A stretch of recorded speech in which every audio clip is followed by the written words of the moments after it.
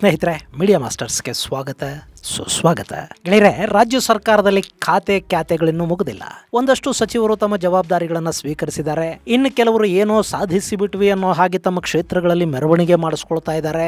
ನಮ್ಮ all time DCM doctor Parameshwar ಕೂಡ ತುಮಕೂರಲ್ಲೊಂದು ವಿಜಯ ಯಾತ್ರೆಯನ್ನ ಮಾಡ್ಕೊಂಡಿದ್ದಾರೆ. ಯಾರು ಪರಮೇಶ್ವರ್ ಅವರನ್ನ ಝೀರೋ ಟ್ರಾಫಿಕ್ ಮಿನಿಸ್ಟರ್ ಅಂತ ಲೇವಡಿ ಮಾಡ್ತಿದ್ರು, ಅದೇ ರಾಜಣ್ಣ ಪರಮೇಶ್ವರ್ ಪಕ್ಕದಲ್ಲಿ ಓಪನ್ ಜೀಪಲ್ಲಿ ನಿಂತು ಯುದ್ಧ ಗೆದ್ದು ಬಂದವರನ್ನ ಮೆರವಣಿಗೆ ಮಾಡ್ತಾರಲ್ಲ, ಹಂಗ ಮಾಡಿದ್ದಾರೆ. ಅದರ ಬೆನ್ನಲ್ಲೇ ರಾಜಣ್ಣಂಗೂ ಒಂದು ಮಂತ್ರಿ ಪದವಿ ಕೊಡಿಸೋ ಬಗ್ಗೆ ಮಾತಾಡ್ತೀನಿ ಅಂತ ಪರಮೇಶ್ವರ್ ಹೇಳ್ತಾ ಇದ್ದಾರೆ. ಮತ್ತೊಂದು ಕಡೆ ಕೊಟ್ಟಿರೋ ಮಂತ್ರಿ ಪದವಿಗಳು ನಮಗೆ ಬೇಡ ಅನ್ನೋ ಅಸಮಾಧಾನ, ನನಗೆ ಅದೇ ಬೇಕು ಅನ್ನೋದು ಮತ್ತು ಅದರ ಜೊತೆ ಇದೂ ಬೇಕು ಅನ್ನೋ ಬೇಡಿಕೆಗಳು ಹೆಚ್ಚಾಗ್ತಾ ಹೋಗ್ತಾ ಇವೆ. ಅದರಲ್ಲೂ ಬೆಂಗಳೂರು ನಗರಾಭಿವೃದ್ಧಿ ಅನ್ನೋದು ಈಗ ನೋಡೋರ ಕಣ್ಣಿಗೆ ಕಗ್ಗಂಟಾಗಿ ಮುಖ್ಯಮಂತ್ರಿಗಳ ಗೇಮ್ ಪ್ಲಾನಿನ ಭಾಗವಾಗಿ ಕಾಣ್ತಾ ಇದೆ. ಮಜಾ ಅಂದ್ರೆ ಆ ಖಾತೆಯನ್ನ ಕೃಷ್ಣ ಬೈರೇಗೌಡ ತಗೊಳ್ತಾ ಇಲ್ಲ. ಅದರ ಜೊತೆ ಇನ್ನೆರಡು ಇಲಾಖೆಗಳನ್ನ ಸೇರಿಸಿಕೊಟ್ರೆ ಕೊಡಿ, ಇಲ್ಲ ಅಂದ್ರೆ ರಾಮಲಿಂಗಾರೆಡ್ಡಿಗೆ ಇದನ್ನು ಕೊಟ್ಟು ಬಿಡಿ ಅಂತ ಅವ್ರು ಹೇಳ್ತಿದಾರಂತೆ. ಇನ್ನು ಮೊನ್ನೆವರೆಗೆ ನನಗೆ ಬೆಂಗಳೂರು ಅಭಿವೃದ್ಧಿ ಬೇಕು, ಜಲಸಂಪನ್ಮೂಲ ಬೇಡ ಅಂತಿದ್ದ ರಾಮಲಿಂಗಾರೆಡ್ಡಿ ಈಗ ಕೃಷ್ಣ ಬೈರೇಗೌಡ ಕೊಡ್ತಾ ಇದ್ದಾರೆ ಅನ್ನೋ ಕಾರಣಕ್ಕೆ ನಾನು ಯಾಕೆ ಅದನ್ನು ತಗೊಳ್ಳಿ, ನನಗೂ ಅದು ಬೇಡ, ಅವರೇ ಇಟ್ಕೊಂಡು ಬಿಡಿ, ನನಗೆ ಜಲಸಂಪನ್ಮೂಲನೇ ಸಾಕು ಅಂತ ಈಗಾಗಲೇ ಆ ಖಾತೆಯ ಜವಾಬ್ದಾರಿಯನ್ನ ತಗೊಂಡಿದ್ದಾರೆ. ಒಂದು ಮೀಟಿಂಗ್ ಅನ್ನು ಮಾಡಿದ್ದಾರೆ, ಪ್ರೆಸ್ ಮೀಟ್ ಮಾಡಿ ನಾನು ಖಾತೆಯನ್ನ ಅಧಿಕೃತವಾಗಿ ತಗೊಂಡಿದ್ದೀನಿ ಅನ್ನೋದನ್ನ ಹೇಳಿ ಕೂಡ ಆಗಿದೆ.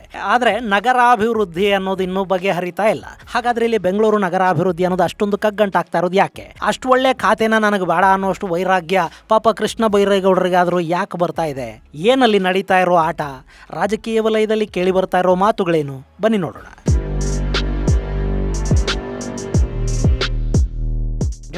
ಅಂತೂ ಇಂತೂ ಸಿದ್ದರಾಮಯ್ಯ ಅಧಿಕಾರದಿಂದ ಕೆಳಗಿಳಿದ್ರು, DK ಮುಖ್ಯಮಂತ್ರಿ ಆದ್ರು. ಇದರಿಂದ ದಿನ ಸರ್ಕಾರ ಯಾವಾಗ ಬೀಳುತ್ತೆ, ಯಾವ ತಿಂಗಳಲ್ಲಿ ಯಾವ ಕ್ರಾಂತಿ ಆಗತ್ತೆ ಅನ್ನೋ ಮಾತುಗಳನ್ನು ಕೇಳೋದು ಜನಕ್ಕೆ ತಪ್ಪಿ ಏನೋ ಇನ್ನು 2 ವರ್ಷ ಸರಿಯಾದ ಆಡಳಿತ ನಡೆಯುತ್ತೇನೋ ಅಂತ ಅಂದ್ಕೊಳ್ಳೋ ಹೊತ್ತಿಗೆ ಹೊಸ ಸರ್ಕಾರಕ್ಕೆ ಶುರುವಾಗಿದ್ದು ಖಾತೆಗಳ ಖ್ಯಾತೆ. ಹಿರಿಯ ನಾಯಕ ರಾಮಲಿಂಗಾರೆಡ್ಡಿ ಅವರಿಗೆ ಜಲಸಂಪನ್ಮೂಲ ಖಾತೆ, ಕೃಷ್ಣ ಬೈರೇಗೌಡರಿಗೆ ಬೆಂಗಳೂರು ಅಭಿವೃದ್ಧಿ ಖಾತೆಯನ್ನ ಹಂಚಲಾಯಿತು. ಇಲ್ಲಿ ರಾಮಲಿಂಗಾರೆಡ್ಡಿ ನನಗೆ ಬೆಂಗಳೂರು ಬೇಕು ಅಂತ ಕೂತರು. ಹಿಂದೆ ಮಾತು ಕೊಟ್ಟಿದ್ದೀರಿ, ಅದನ್ನು ಉಳಿಸ್ಕೊಳ್ಳಿ, ಆಗೋದಿಲ್ಲ ಅಂದ್ರೆ ನನಗೆ ಮಂತ್ರಿಗಿರಿನೇ ಬೇಡ ಅಂತ ರಾಜೀನಾಮೆಯನ್ನು ಕೂಡ ಎಸೆದ್ರು. ಪಾಪ ರಾಮಲಿಂಗಾರೆಡ್ಡಿ ಹಿಂಗೆಲ್ಲ ಮಾಡೋರಲ್ವಲ್ಲ, ಶಾಂತ ಮನಸ್ಥಿತಿಯ ಪಳಗಿದ ನಾಯಕ, ಅವ್ರು ಯಾಕೆ ಹೀಗೆ ಮಾಡ್ತಾ ಇದ್ದಾರೆ ಅಂತ ಕೆಲವರು ಅಂದ್ಕೋತಿದ್ರು. ಈಗ ಗ್ರೇಟರ್ ಬೆಂಗಳೂರು ಎಲೆಕ್ಷನ್ ಟೈಮು ನೋಡಿ, ಹಿಂಗಾಗಿ ಬೇಡಿಕೆ ಈಡೇರಿಸ್ಕೊಳ್ಳೋದಕ್ಕೆ ಇದಕ್ಕಿಂತಲೂ ಸರಿಯಾದ ಟೈಮ್ ಇನ್ಯಾವುದೂ ಸಿಗೋದಿಲ್ಲ ಅಂತ ರೆಡ್ಡಿ ಅವರಿಗೆ ಗೊತ್ತಿದೆ. ಸೀಸನ್ಡ್ ಪೊಲಿಟಿಷಿಯನ್ನು.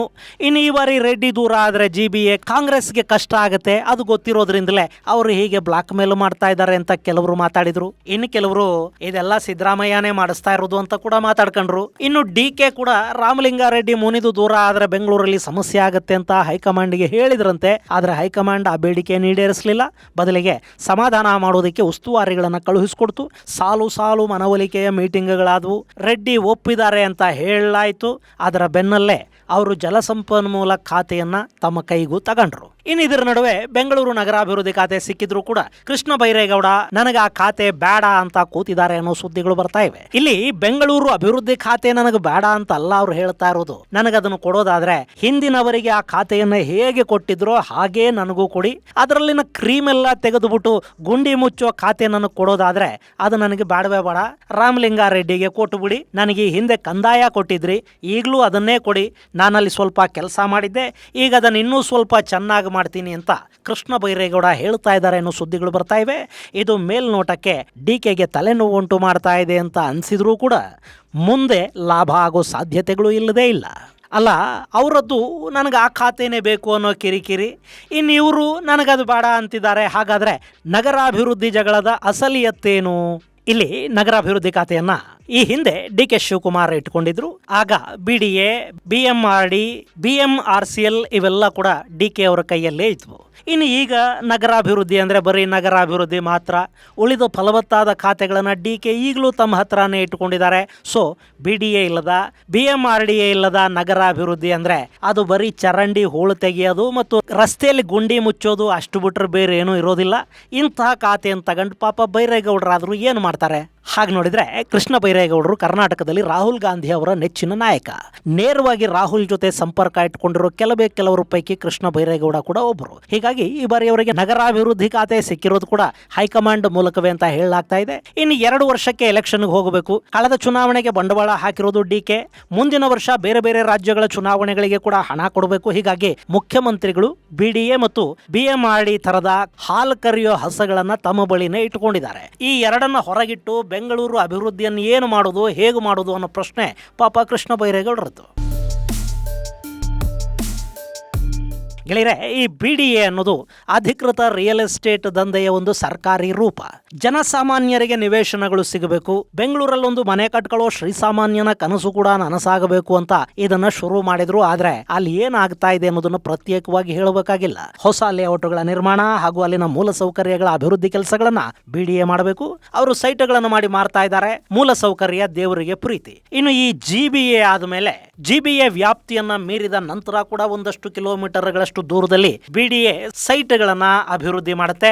ಅಲ್ಲೊಂದಷ್ಟು ಜಮೀನನ್ನ ವಶಕ್ಕೆ ಪಡ್ಕೊಂಡು ಹೊಸ ಬಡಾವಣೆಗಳ ನಿರ್ಮಾಣ ಹಾಗೆ ಖಾಸಗಿ ಬಡಾವಣೆಗಳಿಗೆ ಅನುಮತಿ ಕೊಡೋದು ಮುಂತಾದವುಗಳನ್ನ ಬಿಡಿಎ ಮಾಡುತ್ತೆ. ಇಲ್ಲಿ ಬಿಡಿಎ ಅಂದ್ರೆ NDDM ಅಂದ್ರೆ ನೋಟಿಫಿಕೇಶನ್, ಡಿನೋಟಿಫಿಕೇಶನ್, ಡೆವಲಪ್ಮೆಂಟ್ ಮತ್ತು ಮನಿ. ಇನ್ನು ಬಿಡಿಎ ವ್ಯಾಪ್ತಿಗೊಳಪಡುವ ಪ್ರದೇಶಗಳಲ್ಲಿ ಲೇಔಟ್ಗಳ ನಿರ್ಮಾಣ ಆದ್ರೆ ಅಲ್ಲಿ 2 ಎಕರೆಗಳಿಗಿಂತಲೂ ದೊಡ್ಡ ಲೇಔಟ್ಗಳನ್ನ ನಿರ್ಮಾಣ ಮಾಡಬೇಕು ಅಂದ್ರೆ ಅದಕ್ಕೆ ಕಡ್ಡಾಯವಾಗಿ ಬಿಡಿಎ ಅನುಮತಿಯನ್ನು ತಗೋಬೇಕು. ಹಾಗೆ ಅಲ್ಲಿ ನಿರ್ಮಾಣ ಆಗುವ ಅಪಾರ್ಟ್ಮೆಂಟ್ಗಳಿಗೆ ಕೂಡ ಬಿಡಿಎ ಅನುಮತಿ ಕಡ್ಡಾಯ.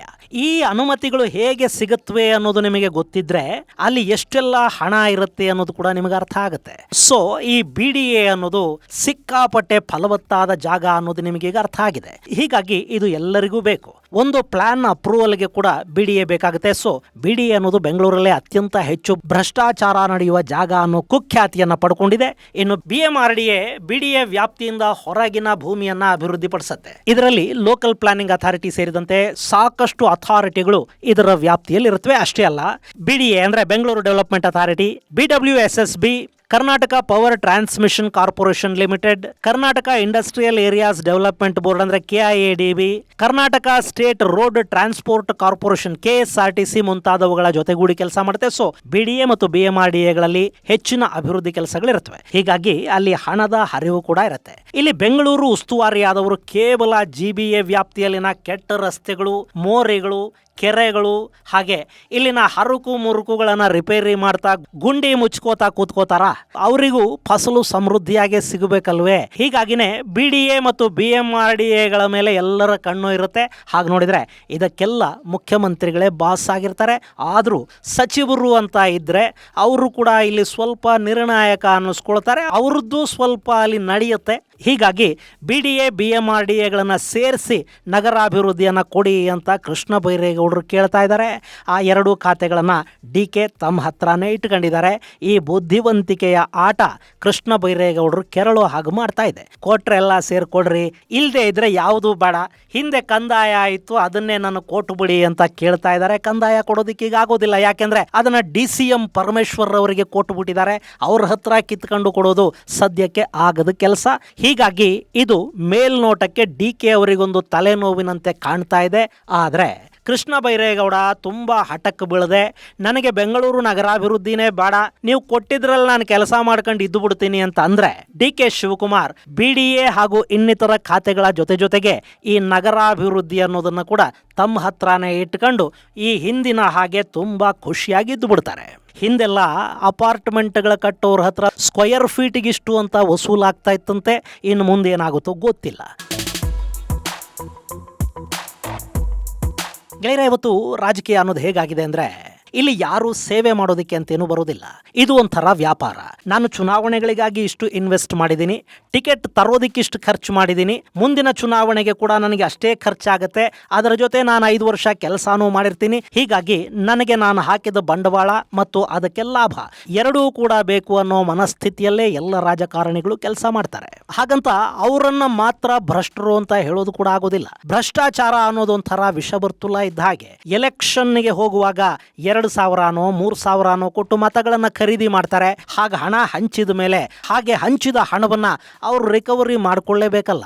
ಹೀಗಾಗಿ ಅವರು ಸರ್ಕಾರಿ ನೌಕರರ ಮೇಲೆ ಬೀಳ್ತಾರೆ, ಟ್ರಾನ್ಸ್ಫರ್ಗಳಲ್ಲಿ ಹಣ ಮಾಡ್ಕೋತಾರೆ, ಕಾಂಟ್ರಾಕ್ಟರ್ಗಳಿಂದ ಹಣ ಪೀಕ್ತಾರೆ, ಅಭಿವೃದ್ಧಿಯ ಹೆಸರಲ್ಲಿ ನಮ್ಮ ಕಣ್ಣಿಗೆ ಮಣ್ಣೆರ್ಚಿ ಅಲ್ಲೂ ಕಾಸು ಮಾಡ್ಕೋತಾ ಹೋಗ್ತಾರೆ. ನಮಗೆ ಹಂಚಿದ 2,000 ಇದೆಯಲ್ಲ ಅದನ್ನ ಇನ್ 2 ತಲೆಮಾರುಗಳಿಗೆ ತಿನ್ನುವಷ್ಟು ಹಣ ಮಾಡ್ಕೊಂಡು ಅವರಲ್ಲಿ ಕೂತ್ಕೋತಾ ಹೋಗ್ತಾರೆ. ಇದು ನಮಗ್ ಗೊತ್ತಿಲ್ಲದ್ದೇನಲ್ಲ. ಆದ್ರೂ ಚುನಾವಣೆ ಬಂದ ಕೂಡಲೇ 2,000 ಹಣ, ಕುಕ್ಕರು, ಲಿಕ್ಕರು, ನಿಕ್ಕರು ಇವುಗಳನ್ನು ಬಿಟ್ಟು ನಾವು ಮತ ಹಾಕೋದು ಇಲ್ಲ. ಇದು ನಮ್ಮ ಹಣೆ ಬರಹ. ಇದಕ್ಕೇನು ಮಾಡೋದಕ್ಕೆ ಸದ್ಯಕ್ಕೆ ಸಾಧ್ಯ ಆಗೋದಿಲ್ಲ. ಇನ್ನು ಸರ್ಕಾರಕ್ಕೆ ಕಂಟಕ ಎದುರಾಗಿದೆ ಅಂತ ಕೂಡ ಏನು ಅನ್ನಿಸ್ತಾ ಇಲ್ಲ. ಎಲ್ಲ ಕೂಡ ಪ್ಲಾನ್ಡ್ ಆಗಿ ನಡೀತಾ ಇದೆ. ಇಲ್ಲಿ ಮುಖ್ಯಮಂತ್ರಿಗಳು ತಮಗೆ ಯಾವ್ಯಾವ ಖಾತೆಗಳು ಬೇಕೋ ಅವುಗಳನ್ನೆಲ್ಲ ತಮ್ಮ ಹತ್ರನೇ ಇಟ್ಕೊಳ್ಳೋದಕ್ಕೆ ಏನು ಬೇಕೋ ಅದೆಲ್ಲವನ್ನ ಮಾಡ್ತಾ ಇದ್ದಾರೆ. ಹೀಗಾಗಿ ಟ್ರಬಲ್ ಶೂಟರ್ ಎಲ್ಲ ಟ್ರಬಲ್ಗಳನ್ನ ಶೂಟ್ ಮಾಡ್ಕೊಂಡು ಅವ್ರು ಏನು ಮಾಡಬೇಕು ಅಂತ ಅಂದ್ಕೊಂಡಿದಾರೋ ಅದನ್ನು ಮಾಡ್ತಾ ಹೋಗ್ತಾರೆ. ಕೃಷ್ಣ ಬೈರೇಗೌಡರಂಥವ್ರನ್ನ ನಿಭಾಯಿಸೋದು DK ಥರದ ನಾಯಕರಿಗೆ ಕಷ್ಟನೂ ಆಗಲಾರದು. ಇನ್ನಿದೆಲ್ಲವನ್ನ ಮೀರಿ ಹೈಕಮಾಂಡ್ ಅಂತ ಒಂದಿರುತ್ತೆ. ಅವರು ಅವರಿಗೇನು ಬೇಕೋ ಅದನ್ನೇ ನೋಡ್ತಾರೆ. ಅವರವರ ಅನುಕೂಲಗಳನ್ನು ಅವರವರು ನೋಡ್ಕೋತಾರೆ. ಹೀಗಾಗಿ ಈಗ ಎದ್ದಿರೋ ಭಿನ್ನಾಭಿಪ್ರಾಯ ಇನ್ನು ಸ್ವಲ್ಪ ದಿನಕ್ಕೆ ಸರಿ ಹೋಗಲೂಬಹುದು. ಇದು ಗೆಳೆಯರೆ ಸರ್ಕಾರದ ಟೇಕ್ ಆಫ್ ಸಂದರ್ಭದಲ್ಲಿ ಕೇಳಿ ಬರ್ತಾ ಇರೋ ಅಪಸ್ವರಗಳ ಕುರಿತಾದ ಒಂದಷ್ಟು ಮಾಹಿತಿ. ಮುಂದಿನ ಸಂಚಿಕೆಯಲ್ಲಿ ಮತ್ತಷ್ಟು ವಿಶೇಷಗಳ ಜೊತೆ ಮತ್ತೆ ಭೇಟಿಯಾಗೋಣ. ಅಲ್ಲಿವರೆಗೆ ಜೈ ಹಿಂದ್, ಜೈ ಕರ್ನಾಟಕ.